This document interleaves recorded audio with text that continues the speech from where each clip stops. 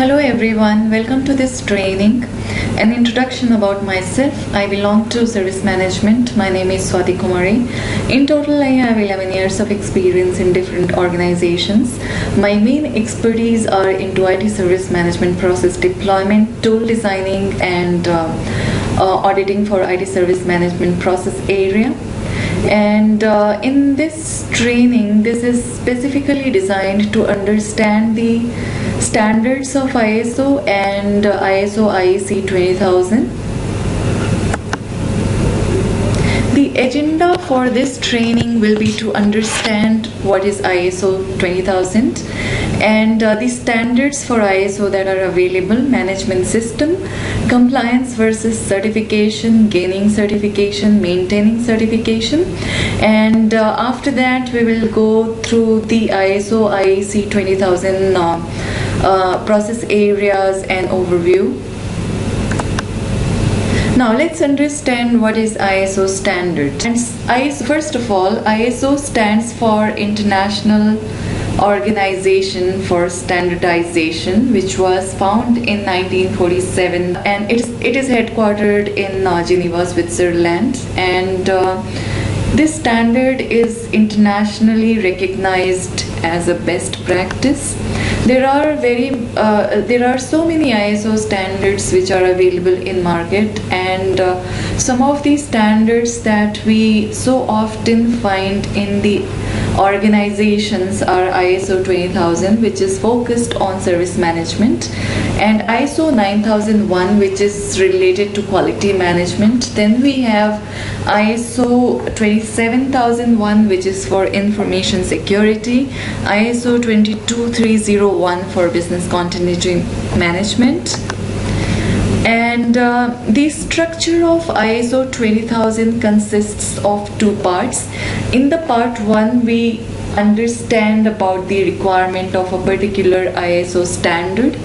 In part 2, we have a guidance about how we can implement that standard, and then we have guidance document which supports us in understanding how we can adhere to the ISO standard. Now let's understand what is a management system. Alright, so in any organization we have a management system, and this system is formed for the governance of the IT or any of the areas which the organization is specialized in, and it's required to have the commitment from the management for resource management, the reviews that happens in an organization, how can we control the documentation and the audit process.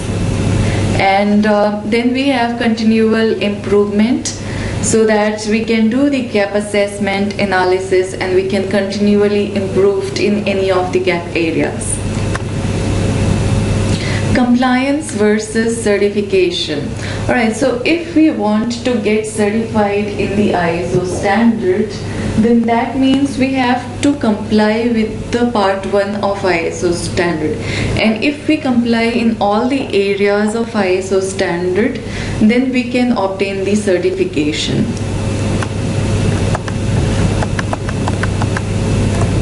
There are certain certification accredited organizations that we can approach if we want to go for the ISO standard certification, and the registered certification bodies are BSI, or it can be LIORS registered, and SGS, and then these external organizations assess our organization in the ISO standard all the areas, and if we comply towards all the areas, then we are eligible for the certification.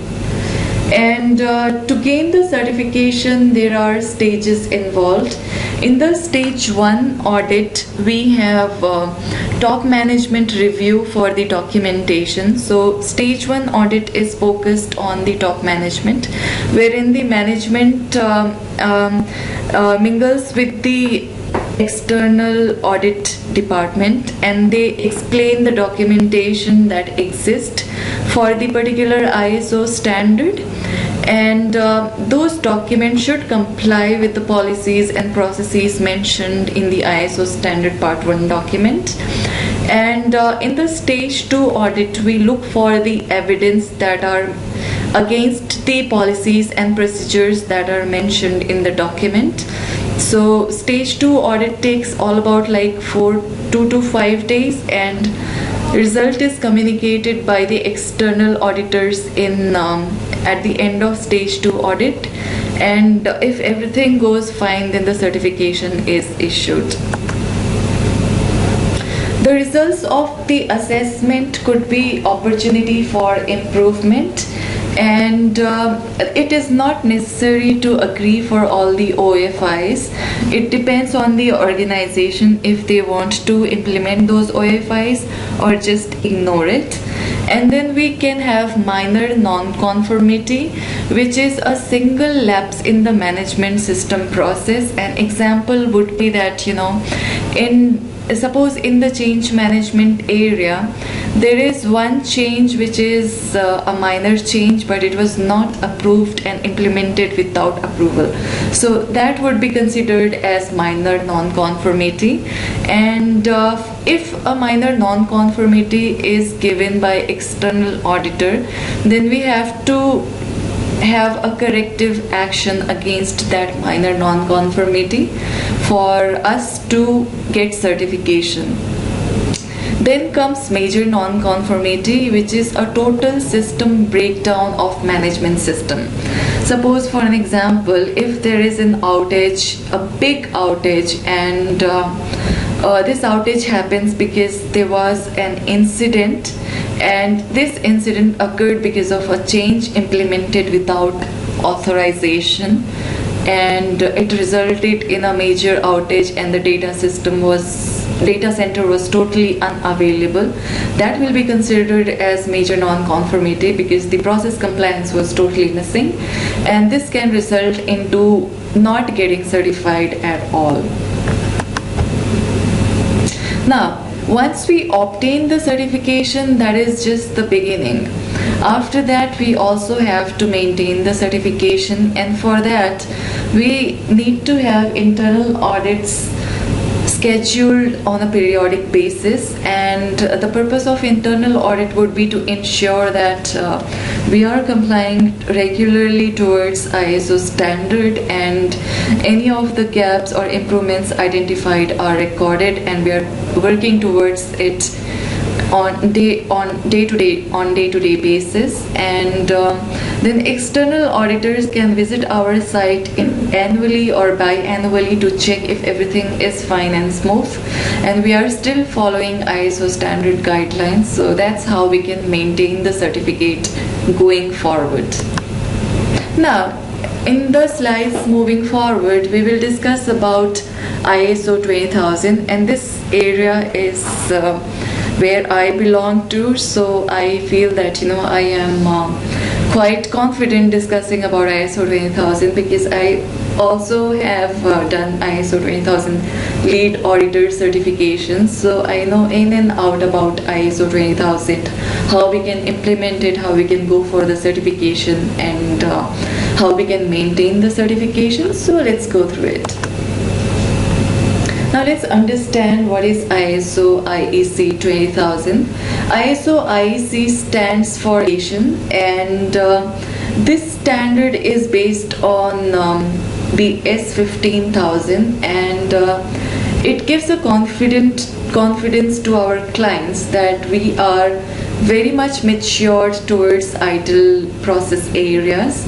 And the implementation for ISO IEC 20000 is that first of all we have specification requirements which is mentioned in the part 1, and then we follow the guidelines for implementation from ISO IEC 20000 part 2, and we also follow the guidelines of ITIL, and we have implementation for our process policies and procedures, and finally we maintain service management system, and we can go for the certification.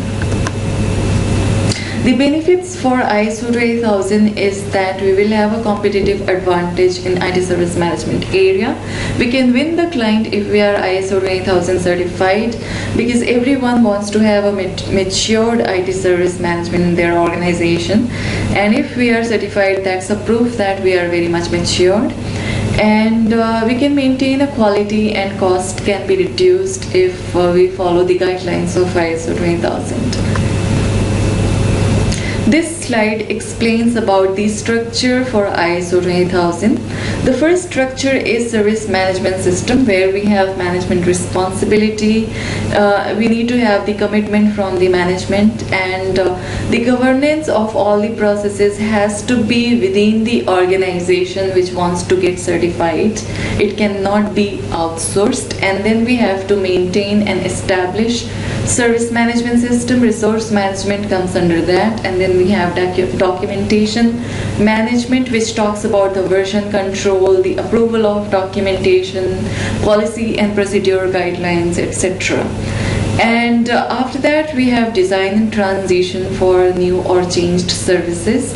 In this, we have capacity management, which is for the capacity related process and guidelines. And then we have service continuity and availability management to ensure that we have availability and continuity guidelines and process available.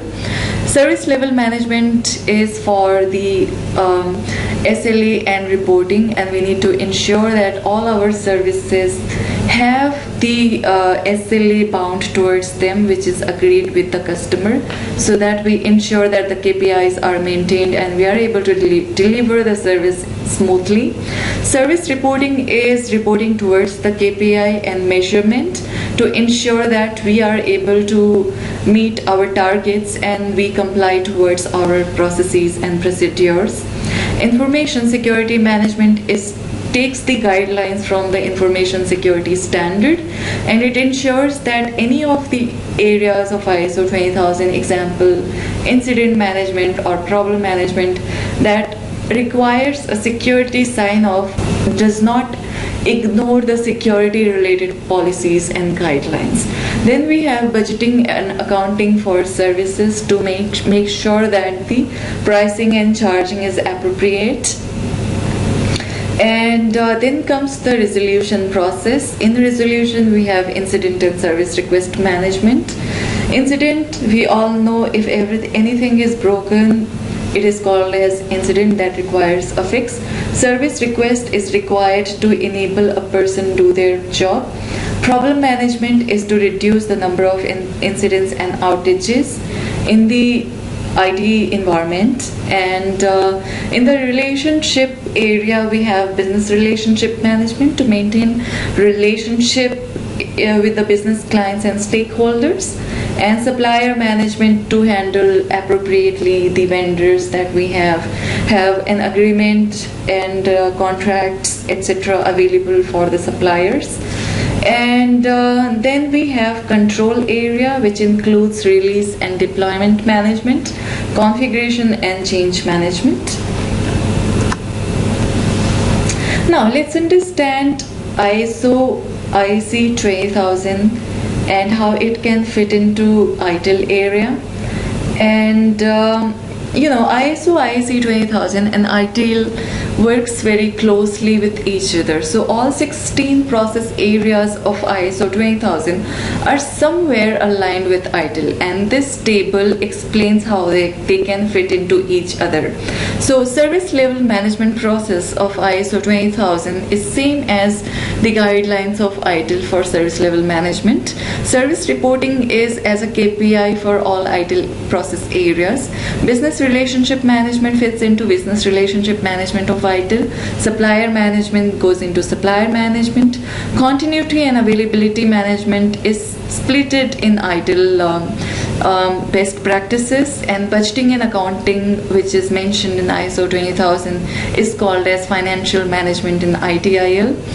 Capacity management is similar. Information security management exists in both the areas. Resolution processes of ISO 20000 are split into incident and problem management in ITIL. Control processes of ISO 20000 are changed on configuration, asset management, release management in ITIL. In ISO 20000, we don't have separate asset and configuration management, but in ITIL, there is a separate asset management area as well. And then for the functions of ITIL, which are service desk and technical management, there is no specific and formal process defined in ISO 20000. Now let's understand the relationship between ISO 20000 and ITIL. ISO 20000 is a standard and code of practice, wherein ITIL is best practice. ITIL gives you the guidelines, and it's not necessary that you have to follow 100% what it says in the ITIL books. But if you want to go for the certification of ISO IEC 20000, then you have to comply with the standards of ISO 20000 Part 1. And ISO 20000 part has 16 process areas. It doesn't have any functions or life cycles specifically designed, but ITIL has 26 process areas and 4 functions. And ISO 20000 is the requirement document, wherein ITIL is the description and documentation based books, and ISO 20000 is more or less like a certification for individual or organization, but ITIL is a qualification for individuals. Individuals can go for ITIL Foundation and Intermediate and Expert courses. Now, in this slide, we understand the continual service management area of ISO 20000. As I explained earlier, that once ISO 20000 is implemented and we are certified for it, it doesn't mean that we are done. We have to continually look for improvement. We have to continually maintain our certificate, and for that we have PDCA in place, and it makes sure that we are continuously progressing and we are reviewing our process areas, KPIs, and we are finding the improvement areas, and we are continuously up to date with the market and working towards improvements. Now let's understand the audit process, and the input for audit will be the interview with the stakeholders, observation, studying documents, records, etc. Then evidence for conformity or non-conformity, opportunity for improvement, and best practice areas. The output for an audit would be that all areas are complying towards ISO. That means you qualify for the certification. If there is any non-conformity identified, then we need to have a corrective action, and once that corrective action is implemented, non-conformity is closed, it is reviewed, and then it can be certified. Opportunity for improvement is just like a preventive or proactive action. Good practice is something that we can implement. And there are different types of audits.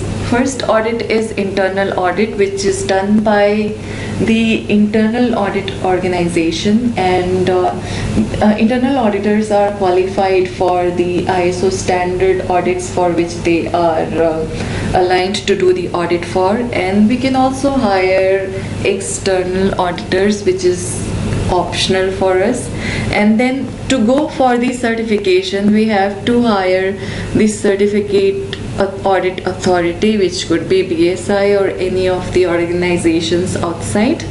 And gap assessment can be done by anybody, either internal auditors or hired auditors at any point of times. Benefits of audit will be that we are committed towards our process and policies, and we are continuously watching our process policies, documentation, evidence, and we are continually improving. That's all we have in this topic, and I hope it was useful, because ISO 20000 is one area which is very fascinating, and I hope you enjoyed this training. Thank you so much for investing your time to look upon this training and for listening to it. If you have any comments or any feedback, you can always leave a comment. Thank you so much.